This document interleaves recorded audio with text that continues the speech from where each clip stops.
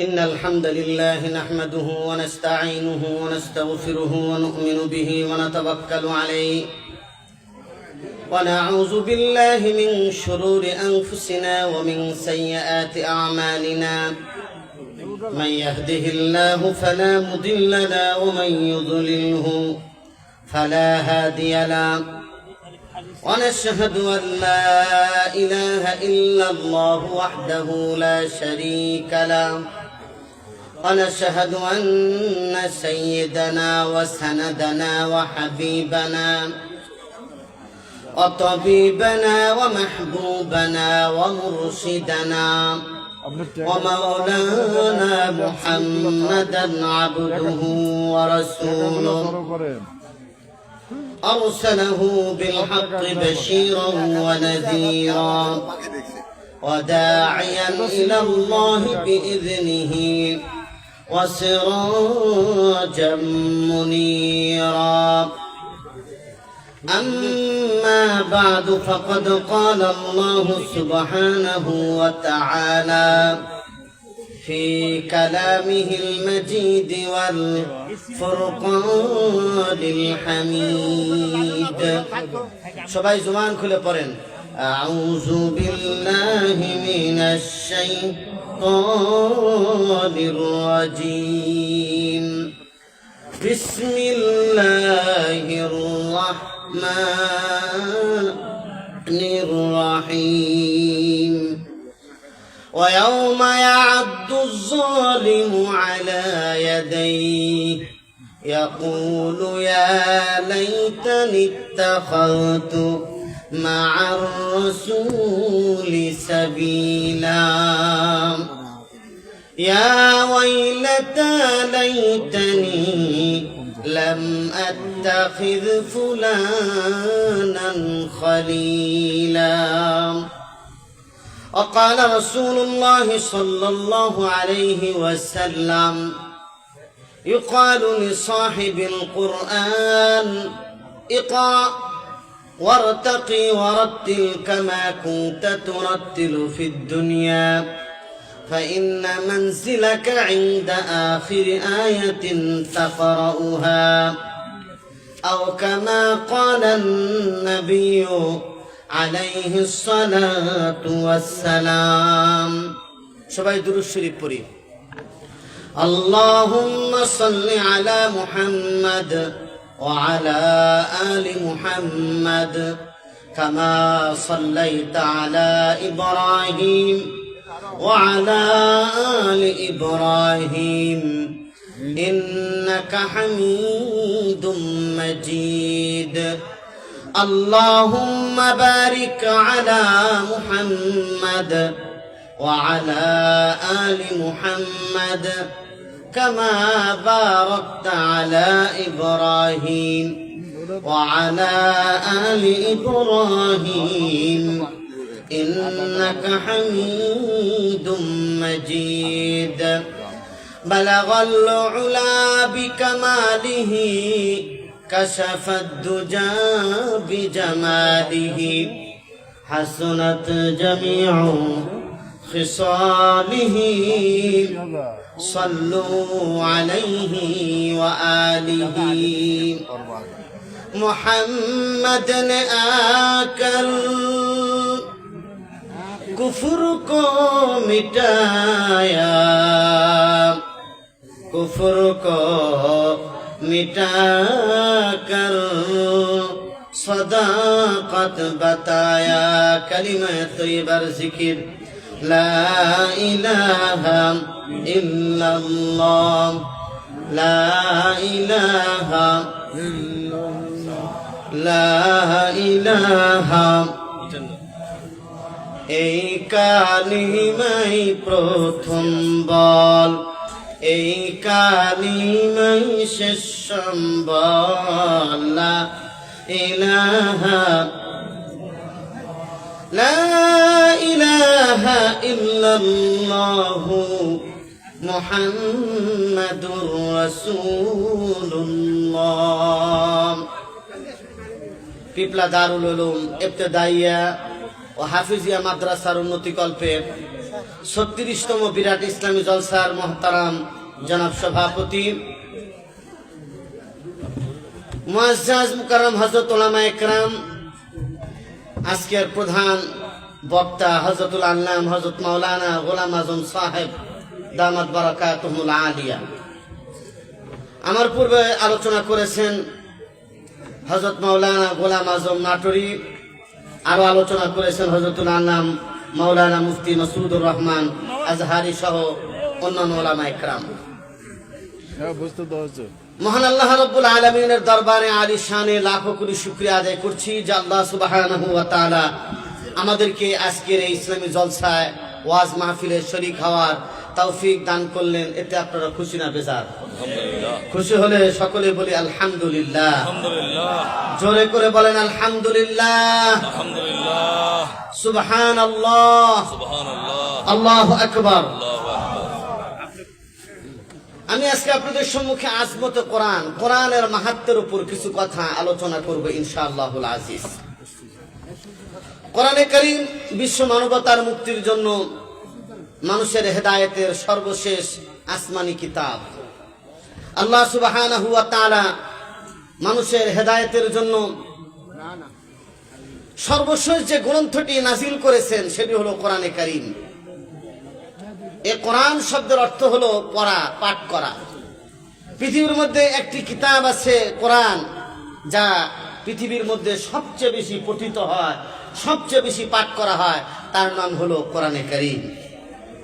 এবং এই কোরআনের এত হাফেজ, এত আলেম আমাদের ইসলামে তৈরি হয়েছে। পৃথিবীর কোনো ধর্ম, কোনো ইজমে এত কোনো কোরআনের অর্থাৎ কোনো কিতাবের গ্রন্থের হাফেজ আছে বলে কোনো সূত্র, কোনো তথ্য আমাদের কাছে জানা নেই। বরং তাওরাত, জাবুর, ইনজিল সহ পৃথিবীর মতো যত ধর্মের গ্রন্থ আছে কোন গ্রন্থের হাফেজ পাবেন না, একমাত্র শুধুমাত্র কোরআনে কারীমের হাজার হাজার লাখ লাখ হাফেজ এই দুনিয়াতে বর্তমানে বিদ্যমান রয়েছে। চিৎকার করে বলেন সুবহানাল্লাহ। সবচেয়ে আশ্চর্যের বিষয় হলো যে আজকের এই দুনিয়ায় সবচেয়ে শ্রেষ্ঠতম কিতাব, যে কিতাব তেলাওয়াত করলে সওয়াব, যে কিতাব বুকে লাগালে সওয়াব, যে কিতাব চোখে লাগালে নেকি, যে কিতাব দেখলে নেকি, যে কিতাব বুঝলে নাকি, যে কিতাব দ্বারা যদি সমাজ কায়েম করা হয় তাহলে সে সমাজটা সুন্দর হয়, এমন একটা কিতাব পাওয়ার পরেও আজকে বিশ্ব মুসলমান নির্যাতিত, নিপীড়িত, নিগৃহীত, অবহেলিত, লাঞ্ছিত। এটা সবচেয়ে বড় আফসোসের বিষয়। অথচ পৃথিবীর মধ্যে সবচেয়ে সম্মানিত, সবচেয়ে শ্রেষ্ঠ জাতি ছিল মুসলমান। কিন্তু আজকে মুসলমানেরা তাদের নিজেদের চরিত্র, তাদের আখলাক এমন পর্যায়ে নিয়ে গেছে যে আজকে মুসলমানদেরকে মুসলমান বলাটাও বড় কষ্টকর। এই জন্য প্রিয় ভাইয়েরা, বাবাজিরা, আমি আপনাদেরকে বলতে চাই যে আমরা যে কোরআন আজকে আমাদের সামনে আছে, পৃথিবীর মধ্যে মুসলমানদের অহংকার করার, গর্ব করার কোনো বিষয় নেই। একটি মাত্র জিনিস আছে, একজন আরেকজনের উপর অহংকার করতে পারে, সেটা হলো কোরআনে কারীম। এই কোরআন নিয়ে মানুষ যদি বলে যে আমি কোরআনের এত আয়াত মুখস্থ করেছি, তোমার কয়টা আয়াত মুখস্থ আছে, এটা নিয়ে একজন আরেকজনের উপর গর্ব করতে পারে। লা হাসাদা ইল্লা ফি ইসনাইন, বুখারী শরীফের মধ্যে আছে দুইটি বিষয় নিয়ে গর্ব করা যায়। একটি হলো কোরআন, যে কোরআন পড়ে এবং কোরআন অনুযায়ী আমল করে। আরেকজন ব্যক্তি হলো যাকে আল্লাহ তাআলা সম্পদ দিয়েছেন, সে সম্পদকে আল্লাহর রাস্তায় খরচ করে। আর এক রাওয়ায়াতের মধ্যে আছে যে আল্লাহ সুবহানাহু ওয়া তাআলা হক বুঝার ক্ষমতা তাকে দিয়েছেন, সে হক অনুযায়ী সে ফয়সালা করে। এই দুই ব্যক্তি শুধু পরস্পরে অহংকার করতে পারে। শরীয়তে, ইসলামে অহংকার করা জায়েজ নাই, হিংসা করাও জায়েজ নাই। শুধুমাত্র যারা হাফেজ, কোরআনের হাফেজ, তাদের উপরে শুধু হিংসা করা যায়, এছাড়া আর কারোর উপর হিংসা করা যায় না। অর্থাৎ এখানে হিংসা করার অর্থ হলো এটা হাফেজ হিফজ করতে পারা, এটা একটা ঈর্ষণীয় বিষয়। অর্থাৎ কারোর সন্তান, কারো ছেলে, কারো বাপ, কারো এরকম আত্মীয় স্বজন হাফেজ হয়, তাহলে সে এটা অন্যের উপর গর্ব করতে পারে। এছাড়া আর গর্বের বিষয় ইসলামের মধ্যে নেই। আমার প্রিয় ভাইরা, এই জন্য এই যে কোরআনে কারিমের মাদ্রাসা পিপলা দারুল উলুম যে মাদ্রাসা কায়েম হয়েছে, এ দারুল উলুম দেওবন্দ, এই মাদ্রাসা দারুল উলুম দেওবন্দেরই একটি শাখা। এই মাদ্রাসা হলো রাসূল করিম সাল্লাল্লাহু আলাইহি ওয়াসাল্লাম আজ থেকে 1400 বছর পূর্বে দারে আরকাম এবং আসহাবে সুফফা প্রতিষ্ঠিত করেছিলেন। সে আসহাবে সুফফারই একটি অংশ হলো পিপলা দারুল উলুম মাদ্রাসা। ঠিক কিনা বলেন? যেরকম ভাবে প্রত্যেকটা মসজিদ হলো বাইতুল্লাহর একটা অংশ, ঠিক তেমনি ভাবে পিপলা দারুল উলুম মাদ্রাসা এটি হলো মসজিদ নববীর আসহাবে সুফফার একটি অংশ। এই মসজিদ নববীর আসহাবে সুফফাতে যারা শিক্ষা গ্রহণ করতেন তারা ছিলেন মহান সাহাবায়ে কেরাম রিজওয়ানুল্লাহি তাআলা আজমাইন, আর তাদের শিক্ষক ছিলেন মুহাম্মদুর রাসূলুল্লাহ সাল্লাল্লাহু আলাইহি ওয়াসাল্লাম। আর মুহাম্মদ সাল্লাল্লাহু আলাইহি ওয়াসাল্লামের শিক্ষক অর্থাৎ বানিসবতে আল্লাহর পক্ষ থেকে হযরত জিবরাইল আলাইহিস সালাম, আর জিবরাইল আলাইহিস সালাতু ওয়াস সালামের পক্ষ থেকে যিনি শিক্ষক ছিলেন তিনি স্বয়ং আল্লাহ সুবহানাহু ওয়া তাআলা। আল্লাহ রাসূল সাল্লাল্লাহু আলাইহি ওয়াসাল্লাম পরিষ্কার বলেছেন তিনি কোনো মাদ্রাসায় পড়েন নাই, স্কুলে পড়েন নাই, কলেজে পড়েন নাই, কিন্তু তিনি বলেছেন ইন্নামা বুইসতু মুআল্লিমা, আমাকে শিক্ষক করে এই দুনিয়ার বুকে প্রেরণ করা হয়েছে। মুহতারাম হাজিরিন, আমি বলে নিছি যে আমার বয়ানের মাঝখানে কারো বক্তৃতা হবে না, আগে দিয়ে দেন, কিন্তু মাঝখানে আমি কোনো বক্তৃতা কাউকে দিতে দেবো না, এটা বলে দিচ্ছি। আমার বয়ান হয়ে গেলে আমাকে যে টাইম দিছে টাইমের মধ্যে আমি বয়ান শেষ করবো, তারপর আপনারা বয়ান করবেন, এটা আমি আগেই বলে নিছি। কারণ বয়ানের মাঝখানে আরেকজন করলে তার বয়ানের কোনো আর ইয়ে থাকে না। আমি ক্ষমা প্রার্থী এমপি সাহেবের কাছে, এমপি পদপ্রার্থী আর কি, যদি আল্লাহ করেন, আল্লাহ কবুল করেন, সকলে বলেন আমিন। মুহতারাম হাজির, তা আমি যে কোরআনে কারীমের আয়াত তেলাওয়াত করেছিলাম, সে আয়াতের মধ্যে আল্লাহ সুবহানাহু ওয়া তাআলা বলেন وَيَوْمَ يَعَضُّ الظَّالِمُ عَلَى يَدَيْهِ يَقُولُ يَا لَيْتَنِي اتَّخَذْتُ مَعَ الرَّسُولِ سَبِيلًا। কিয়ামতের দিন জালেম যারা অর্থাৎ কাফের, যারা কোরআন মানে নাই, কোরআন অনুযায়ী চলে নাই, রাসূলুল্লাহ সাল্লাল্লাহু আলাইহি ওয়াসাল্লামের বিরোধিতা করেছে, ওই সমস্ত জালেমরা কিয়ামতের দিন আফসোস করবে আর বলতে থাকবে, হায় আমরা যদি রাসূলের সাথে কোনো রাস্তা করে নিতাম তাহলে আজকে আমাদের এই পরিণাম হতো না। আল্লাহ রাসূল সাল্লাল্লাহু আলাইহি সাল্লাম যখন ইসলামের দাওয়াত দেওয়া শুরু করলেন, কোরআনের দাওয়াত, চতুর্দিক থেকে ইসলামের বিরুদ্ধে, কোরআনের বিরুদ্ধে অপপ্রচার, বিষোদ্গার শুরু হয়ে গেল। রাসূল করিম সাল্লাল্লাহু আলাইহি ওয়াসাল্লাম এই বিষোদ্গার এবং তার বিরুদ্ধে বদনাম, তারপরেও রাসূল কিন্তু তার দাওয়াতি কাজ বন্ধ করেননি, রাসূল তার কাজ চালিয়ে গেছেন। জোরে বলেন সুবহানাল্লাহ। প্রতিদিন প্রতিনিয়ত সাহাবায়ে কেরামের নির্যাতিত হওয়ার খবর রাসূলের কাছে আসতো, কিন্তু রাসূল তার দাওয়াতি কাজ বন্ধ করতেন না। বরং আবু জাহাল, উতবা, শাইবা, মুগীরা তারা বলতো, এই মুহাম্মদ সাল্লাল্লাহু আলাইহি ওয়াসাল্লাম তোমাদেরকে যে ইসলামের দাওয়াত দেয়, কোরআনের দাওয়াত দেয়, এই কোরআনের দাওয়াত যদি তোমরা গ্রহণ করো তাহলে দিনের বেলায় তোমরা ঘুমাতে পারবে না, রাত্রি তো ঘুমাতে পারবে না, ইসলাম তোমাদের জন্য একটা বোঝা হয়ে যাবে। সুতরাং আসো, কোরআন শোনা দরকার নাই, গান বাজনা দেই, ওই গান বাজনা তোমরা শোনো, তাহলে তোমরা বাস বেশি তোমরা খুশি হবে, আনন্দ থাকবে। এই কথাটা আল্লাহ তাআলা কোরআনে কারীমের মধ্যে এভাবে বলেছেন। আল্লাহ তাআলা বলেন, وَمِنَ النَّاسِ مَن يُجَادِلُ فِي اللَّهِ بِغَيْرِ عِلْمٍ وَيَتَّخِذَهَا هُزُوًا। মানুষের মধ্য থেকে কিছু মানুষ বিভিন্ন জায়গা থেকে নভেল, নাটক, নর্তকী ভাড়া করে নিয়ে আসে মানুষকে আল্লাহর রাস্তা থেকে বিচ্যুত করার জন্য। আল্লাহ তাআলা বলতেছেন, এই কাজ যারা করে তাদের জন্য ভয়াবহ শাস্তি আল্লাহ প্রস্তুত করে রেখেছেন। আমাদের দেশও বিভিন্ন সময় বিভিন্ন জায়গায় যাত্রা হয় না, বলেন, নাচ গান হয় না, সুন্দরী প্রতিযোগিতা হয় না।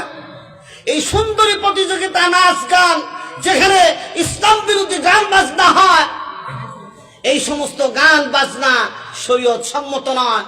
এই গান বাজনা শোনাও জায়েজ নাই, এর কাছে যাওয়া জায়েজ নাই, বরং রাসূল করিম সাল্লাল্লাহু আলাইহি ওয়াসাল্লাম যেখানে এরকম গান বাজনা হতো কানের মধ্যে হাত ঢুকায় দিয়ে ওই জায়গা থেকে তিনি দ্রুত সরে পড়তেন, কারণ ওই জায়গাটা হলো শয়তানের আখড়ায় পরিণত হয়। আর ওই জায়গাগুলো তো যত দুষ্কৃতি, যত অন্যায় কাজ হয়, ঠিক কিনা বলেন?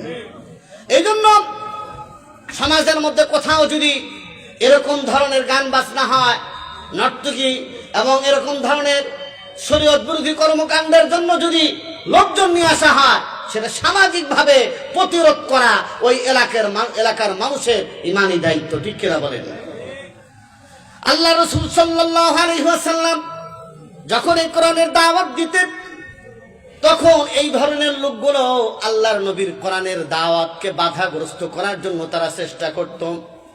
তারা এরকম ভাবে অবলা যুবকদেরকে, যারা বুঝতো না, তাদেরকে বলে বলে তারা বলতো, وقال الذين كفروا ربنا أرنا الذين أضلانا من الجن والإنس। আরেক জায়গায় আল্লাহ বলেন, وقال الذين كفروا لا تسمعوا لهذا القرآن। কাফিররা বলতো, এই কোরআন তোমরা শ্রবণ করো না এবং এর মধ্যে তোমরা বাধা সৃষ্টি করো, এর মধ্যে বিশৃঙ্খলা সৃষ্টি করে দাও, লাআল্লাকুম তাগলিবুন, তাহলে তোমরা বিজয়ী হবে। নাউযুবিল্লাহি মিন যালিক। কিন্তু রাসূলুল্লাহ সাল্লাল্লাহু আলাইহি সাল্লাম যখন এই কোরআনের দাওয়াত দিয়েছেন, কোরআনের মার্কাজ মাদ্রাসা কায়েম করেছেন, তারা ইসলামের বিরোধিতা করে ইসলামকে স্তব্ধ করে দিতে পারে নাই, বরং ইসলাম তার মহিমায় সে উজ্জ্বলিত হয়েছে, ঠিক কিনা বলেন? এই জন্য আজকের দুনিয়া অনেকে আছে ইসলামকে নির্বাপিত করে দিতে চায়, ইসলামের আলোকে নির্বাপিত করে দিতে চায়। আল্লাহ তাআলা বলেন, ইউরিদুনা লিইউতফিউ নূরাল্লাহি বিআফওয়াহিহিম আল্লাহু মুতিম্মু নূরিহি ওয়ালাউ কারিহাল কাফিরুন। তারা মুখের ফুৎকার দিয়ে কোরআনের আলো, মাদ্রাসা, ইসলামের মার্কাজ, কোরআনের আলোচনা যে জায়গায় হয়, সেগুলোকে তারা বন্ধ করে দিতে চায়, স্তব্ধ করে দিতে চায়। আমার আল্লাহর সিদ্ধান্ত হচ্ছে, আল্লাহ তাআলা এই ইসলামের আলোকে পূর্ণতা দান করবেন, যদিও কাফেররা অপছন্দ করে, ঠিক কিনা? এই যে মাদ্রাসা, পিপলা দারুল উলুম মাদ্রাসা, এই মাদ্রাসা হলো হেদায়েতের মার্কাজ, ঠিক কিনা বলেন? এই মাদ্রাসা আছে দেখে এই গ্রামের শিরিক বেদাত যারা করে, তারা মাথা চারা দিয়ে উঠতে পারছে না, ঠিক কিনা বলেন? এই মাদ্রাসা দিনে দিনে বড় হচ্ছে, এই মাদ্রাসা আস্তে আস্তে প্রতিষ্ঠিত হচ্ছে, মানুষের মনোমুখে এই মাদ্রাসা একটা স্থান করে দিয়েছে, যার কারণে এই মাদ্রাসায় মানুষ দান খয়রাত করে, ঠিক কিনা বলেন? ছাত্র দেয়। আল্লাহর নবী বলেছেন, কুন আলিমান আও মুতাআল্লিমান আও মুস্তামিআন আও মুহিব্বান ওয়ালা তাকুনিল খামিস ফাতুহলিক। রাসূল বলছেন, তোমরা পারলে আলেম হও, কারণ আলেমের মর্যাদা অনেক, কত কত আলেমের মর্যাদা। তাফসীর ইবনে কাসীরের মধ্যে আছে, কিয়ামতের ময়দানে আল্লাহ সুবহানাহু ওয়া তাআলা আলেমদেরকে একটা গোপন পর্দার মধ্যে ডেকে নিয়ে যাবেন। নিয়ে যাওয়ার পর বলবেন, ও আল্লাহর বান্দা আলেম, তুমি কি এই অন্যায় কাজ করেছো, এই কাজ করেছো কিনা, এই কাজ করেছো কিনা? আলেমরা বলবে, আল্লাহ এটা করেছি, স্বীকার করতেছি। আল্লাহ তাআলা বলবেন, ও আলেম, ও আল্লাহর বান্দা, তুমি এই কাজ করেছো, এই সমস্ত অন্যায় করেছো, অন্যায় কাজ করেছো, অপরাধ করেছো, স্বীকার করেছো, কিন্তু আমি তোমাকে ইলম দান করেছিলাম, কোরআনের দৌলত আমি তোমাকে দান করেছিলাম, তোমাকে জাহান্নামে দেওয়ার জন্য নয়। আমি আল্লাহ তাআলা গফফার, আমি আল্লাহ তাআলা সাত্তার, আমি মানুষের দোষ ত্রুটি গোপনকারী, আমি তোমার সব দোষগুলো, তোমার অন্যায়গুলো আমি মাফ করে দিলাম, আর আমি তোমার জন্য জান্নাত বরাদ্দ দিয়ে দিলাম। সুবহানাল্লাহ। এই জন্য যারা আলেমদের সাথে সম্পর্ক রাখবে, মহব্বত রাখবে, তাদের একটা সুসংবাদ আছে ইনশাআল্লাহ। রাসূল বলছেন, আলেম হও 1 নম্বর পারলে, আও মুতাআল্লিমান 2 নম্বর। রাসূল বলছেন, আলেম যদি না হতে পারো, আলেমের ছাত্র হও, আলেমদের কাছে মাসলা মাসাইল জিজ্ঞেস করো, আলেমদের কাছে কিছু শেখার চেষ্টা করো। আও মুতাআল্লিমান আও মুস্তামিআন, তাও যদি না পারো, আলেমদের ছাত্র হতে পারলা না, যখনই সুযোগ হয় আলেমদের কথাগুলো মনোযোগ দিয়ে তোমরা শুনবে। আও মুহিব্বান, তাও যদি না পারো, আলেমদের মহব্বতকারী হয়ে যাও, ওয়ালা তাকুনিল খামিস, পঞ্চম ব্যক্তি হয় না, তাহলে তুমি ধ্বংস হয়ে যাবে। এটা বাস্তব ঘটনা আপনাদেরকে শোনাই। কিয়ামতের ময়দানে একজন জাহেল ব্যক্তিকে হাত পা বেঁধে জাহান্নামের দিকে নিয়ে যাওয়া হবে। আল্লাহ রাব্বুল আলামিন বলবেন, ও ফেরেশতারা, ওই বান্দাকে কোথায় তোমরা নিয়ে যাও? তখন বলবে আল্লাহ, এই হলো এক অপরাধী বান্দা, তাকে জাহান্নামের দিকে নিয়ে যায়, জাহান্নামে ফেলায় দিব। আল্লাহ বলবেন, তাকে জিজ্ঞেস করো কোন আলেমের সাথে তার মহাব্বত ছিল কিনা, ভালোবাসা ছিল কিনা, আলেমের সাথে ওঠা বসা ছিল কিনা, একটু জিজ্ঞেস করো। তখন তাকে জিজ্ঞেস করা হবে, তোমার কোন আলেমের সাথে সম্পর্ক ছিল কিনা? বলবে, না না, কোন আলেমের সাথে আমার সম্পর্ক ছিল না, তবে আমার একজন বন্ধু ছিল, ওই বন্ধুর সম্পর্ক আলেমের সাথে ছিল। কিতাবের মধ্যে আছে হাবিবুল হাবিব হাবিবুল, বন্ধুর বন্ধুও বন্ধু হয়। এই জন্য আল্লাহ বলবেন, আমার বন্ধুর সাথে যেহেতু তার সম্পর্ক, এই জন্য তাকে তুমি মাফ করে দাও এবং তাকেও জান্নাতে তুমি পৌঁছায়া দাও। কোরআনে কারীম যারা তেলাওয়াত করে, কোরআনের হাফেজ যারা হয়, কিয়ামতের দিন জান্নাতের মধ্যে তাদেরকে বলা হবে ইকালু লিসাহিবিল কোরআন ইকরা। কোরআনের পাঠককে বলা হবে, হাফেজ কোরআনকে বলা হবে, পড়ো, পাঠ করতে থাকো, শুদ্ধভাবে তেলাওয়াত করতে থাকো আর চড়তে থাকো। ফাইন্না মানসিলাকা ইনদা আখিরি আয়াতিন তাকরাউহা, তোমার ওই জায়গায় তোমার স্থান, তোমার মর্যাদা শেষ হয়ে যাবে যে জায়গায় তোমার তেলাওয়াত শেষ হয়ে যাবে। এই জন্য কারোর যদি সূরা ফাতিহা মুখস্থ থাকে, তাহলে 7 তলা বিশিষ্ট জান্নাতের মালিক হয়ে যাবে। জোরে বলেন সুবহানাল্লাহ। কারো যদি এরকম 10টা 20টা 30টা এরকম আয়াত মুখস্থ থাকে, আল্লাহ তাআলা 30 তলা বিশিষ্ট জান্নাতের মালিক বানায় দিবেন। আর যদি কারো হাফেজ কোরআন হয়, 6666 তলা বিশিষ্ট জান্নাতের মালিক আল্লাহ তাকে বানিয়ে দিবেন। এখন কথা হলো যে তার বাপ মায়ের কি অবস্থা হবে? হাফেজ সাহেব জান্নাতে যাবে, আর তার বাপ মায়ের কি পরিস্থিতি? কিয়ামতের দিন তার বাপ মাকে একটা নূরের মুকুট, তাজ পরানো হবে। সবাই দেখে বলবে, আশ্চর্যজনক, এই লোক তো দুনিয়াতে এমন মর্যাদার অধিকারী ছিল না, কিন্তু এই লোক এত বড় বিশাল মুকুটের অধিকারী কেমনে হলো? তখন লোকজন বলবে, আরে চেনো না, এ তো হাফেজের পিতা। চিৎকার করে বলেন না সুবহানাল্লাহ। হাফেজের পিতা, যার কারণে মুকুট পরানো হয়েছে। আর ওই হাফেজকে বলা হবে যে তোমার পরিবারের মধ্য থেকে, তোমার খানদানের মধ্য থেকে এমন 10 জনকে সুপারিশ করে তুমি জান্নাতে নিয়ে যাও যাদের জন্য জাহান্নাম ওয়াজিব হয়ে গেছে। জোরে বলেন না সুবহানাল্লাহ। তাহলে পরিবারের লোক, কোন ফ্যামিলি, কোন পরিবারের কেউ যদি হাফেজ হয়, পুরা ফ্যামিলির তাকে সহযোগিতা করা দরকার, ঠিক কিনা? সবাই সহযোগিতা করা দরকার। কারণ ওই হাফেজ সাহেব যেন বলতে পারে কিয়ামতের দিন, আল্লাহ, এই লোকটা আমার খেদমত করেছিল, এই লোকটা আমার সেবা করেছিল, এই লোকটা এই পিপলা দারুল মাদ্রাসার কমিটির মধ্যে ছিল, তারা খেদমত করার চেষ্টা করেছে, আল্লাহ একে ছাড়া আমি আর জান্নাতে যাব না। আল্লাহ বলবেন, ঠিক আছে, তাকে নিয়ে তুমি জান্নাতে যাও। সুবহানাল্লাহ। কোরআনে কারীম তেলাওয়াতের বিশেষ ফায়দা আছে। কোরআন যারা তেলাওয়াত করে, কোরআনকে যারা মহব্বত করে, এর বিশেষ একটা আকর্ষণ আছে। আমার বাবা জেনে শোনেন, সিন্ধু প্রদেশে, পাকিস্তানের সিন্ধু প্রদেশে একটা গ্রাম ছিল, অজ গ্রাম। সেখানের মানুষ কোনো লেখাপড়া জানতো না, তারা সূরা, কেরাত, তেলাওয়াত, তাসবিহ, তাহলিল কিছুই জানতো না।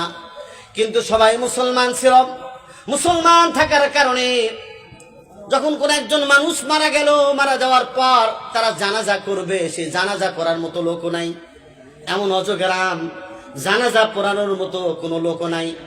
তখন তারা পরামর্শ করলো, পরামর্শ করে তাকে গোসল করানো হলো। গোসল করা তাকে এরকম খাটিয়ার মধ্যে নিয়ে মেন রোডের কাছে গিয়ে তারা নিয়ে গেল।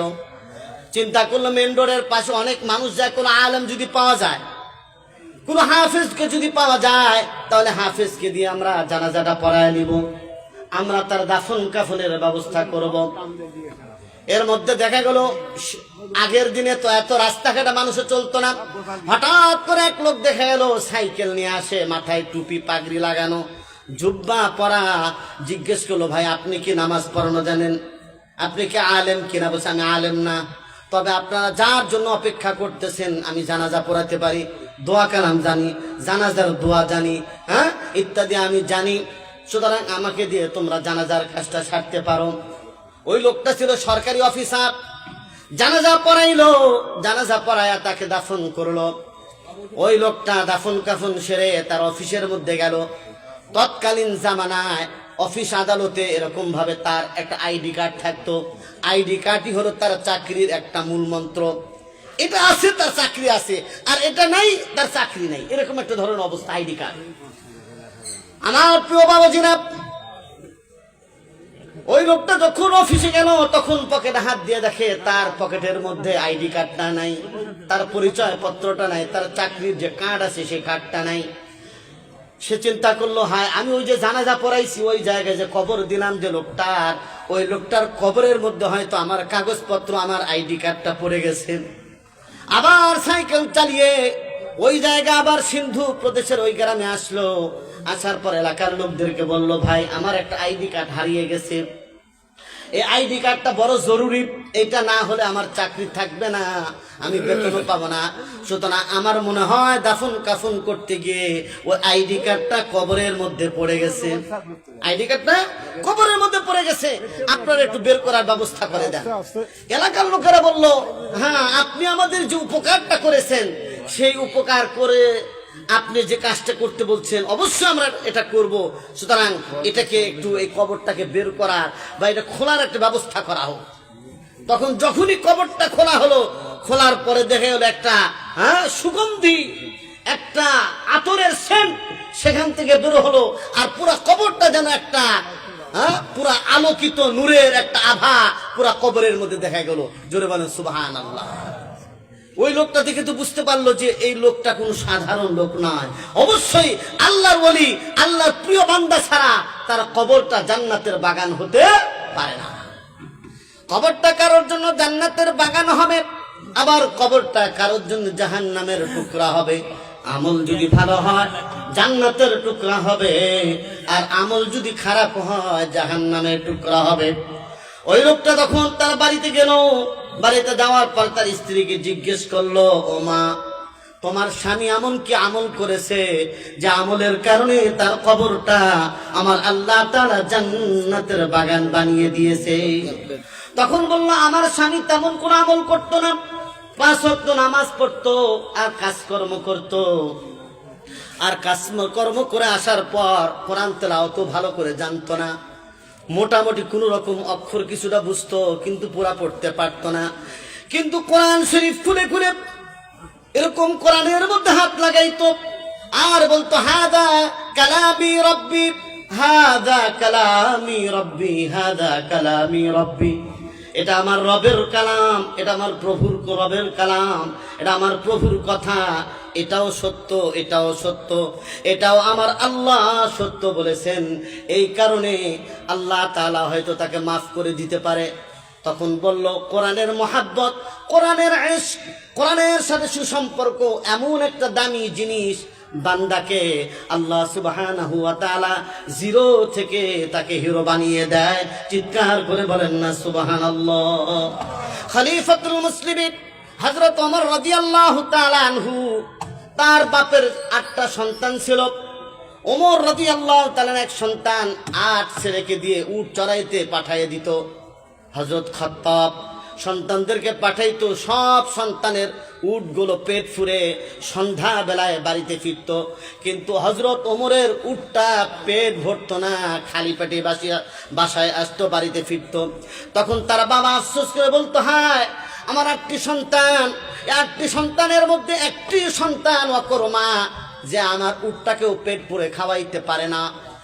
তখন ওই ওমর রাদিয়াল্লাহু তাআলা আনহু আল্লাহর নবী সাল্লাল্লাহু আলাইহি ইসলামের কাছে, মুসলমান হয়ে আল্লাহর নবীর কাছে যে কোরআন শিখে এমন বড় দামি হয়ে গিয়েছিলেন যে আল্লাহর নবীর ইন্তেকালের পরে অর্ধ জাহানের বাদশাহ হয়েছিলেন হযরত ওমর। ওমর একদিন তার উটের উপর সাওয়ার হয়ে মরুভূমির মধ্যে কাটতেছেন, আল্লাহর কাছে বলতেছেন, আল্লাহ এই অকর্মা অযোগ্য এক ওমর যে তার বাপের উটটাকেও ঠিক মতো খাওয়াইতে পারতো না। আজকে মুহাম্মদ সাল্লাল্লাহু আলাইহি সাল্লামের সোহবতের কারণে আর কোরআনে কারীমের সাথে সম্পর্ক রাখার কারণে আজকে ওমর অর্ধ জাহানের খলিফা। চিৎকার করে বলেন না সুবহানাল্লাহ। এজন্য কোরআন মানুষকে দামি বানায়, কোরআন মানুষকে দামি বানায়। কোরআন পড়লেই সওয়াব, কোরআন পড়লেই নেকি। আল্লাহ রাসূল বলেন, মান ক্বারাআল কুরআন ওয়াস্তাযহারাহু ফাআহাল্লা হালালাহু, অর্থাৎ কোরআনের হাফেজ হলে, হালালকে হালাল মেনে চললে, হারামকে হারাম মেনে চললে আল্লাহ তাকে নিশ্চিত জান্নাতের মালিক বানিয়ে দিবেন। আরেক জায়গায় আছে, মান ক্বারাআল কুরআনা বিহারফিন মিন কিতাবিল্লাহি ফালাহু হাসানা ওয়াল হাসানাতু বিআশরি আমসালিহা। আল্লাহর রাসূল বলেন, কোরআন থেকে যদি একটি হরফ তেলাওয়াত করে আল্লাহ সুবহানাহু ওয়া তাআলা একটা হরফ তেলাওয়াতের কারণে তার আমলনামায় 10টি নেকি লিখে দেন। জোরে বলেন না সুবহানাল্লাহ। আল্লাহ নবী বলতেছেন, কেউ যদি সূরাতুল বাকারা বের করে আর সূরাতুল বাকারা বের করে পড়ে আলিফ লাম মিম, আল্লাহ রাসূল বলতেছেন আলিফ লাম মিম এটা হরফে মুকাত্তাআত, এটা একসাথে লাগানো, কেউ মনে করতে পারে একটা হরফ। আল্লাহ রাসূল বলতেছেন আলিফ একটা হরফ, লাম একটা হরফ, মিম একটা হরফ। সুতরাং আল্লাহর বান্দা কোরআন খুলে যদি তেলাওয়াত করে আলিফ লাম মিম, তার আমলনামায় আল্লাহ সুবহানাহু ওয়া তাআলা 30টা নেকি বর্তমানে লিখে দিবে। সুবহানাল্লাহ বলেন। আলহামদুলিল্লাহ, আলহামদুর মধ্যে কয়টা হরফ? আলিফ একটা, লাম একটা, হা একটা, মিম একটা আর দাল একটা। আলহামদু শব্দ যদি কোরআন শরীফ থেকে কেউ পড়ে তাহলে আল্লাহ তাআলা 50টা নেকি তার আমলনামায় দিয়ে দিবেন। জোরে বলেন না সুবহানাল্লাহ। কেউ যদি বলে কোরআন শুধু তোতা পাখির মতো পড়লে কোনো লাভ নেই, তার কথা ঠিক নয়, বরং প্রত্যেকটা হরফে তার নেকি আছে। কোরআনের অনেক হক আছে। কোরআন বিশুদ্ধ পড়া এটা কোরআনের হক, কোরআনের তর্জমা পড়া এটা কোরআনের হক, কোরআন বুঝে পড়া, কোরআনের দাওয়াত দেওয়া এটা কোরআনের হক, এবং কোরআনের সমাজ গঠন করা এটাও কোরআনের হক। জোরে বলেন না সুবহানাল্লাহ। আমি যে আয়াত তেলাওয়াত করেছিলাম সে আয়াতের মধ্যে বলছিলাম যে কিয়ামতের দিন কাফেররা, জালেমরা দাঁত কামড়াবে আর আফসোস করবে, হায় যদি এই কোরআনটা একটু শিখে ফেলতাম, এই কোরআনটা যদি একটু মুখস্থ করতাম, যারা কোরআন শিখে তাদের সাথে যদি ওঠা বসা করতাম তাহলে কতই না ফায়দা হতো। হ্যাঁ, এটার একটা শানে নুজুল আছে, এই আয়াত নাজিলের একটা প্রেক্ষাপট আছে। প্রেক্ষাপট হলো উকবা ইবনে আবি মুঈত, সে একজন ধনাঢ্য ব্যক্তি ছিল, ব্যবসায়ী ব্যক্তি ছিল।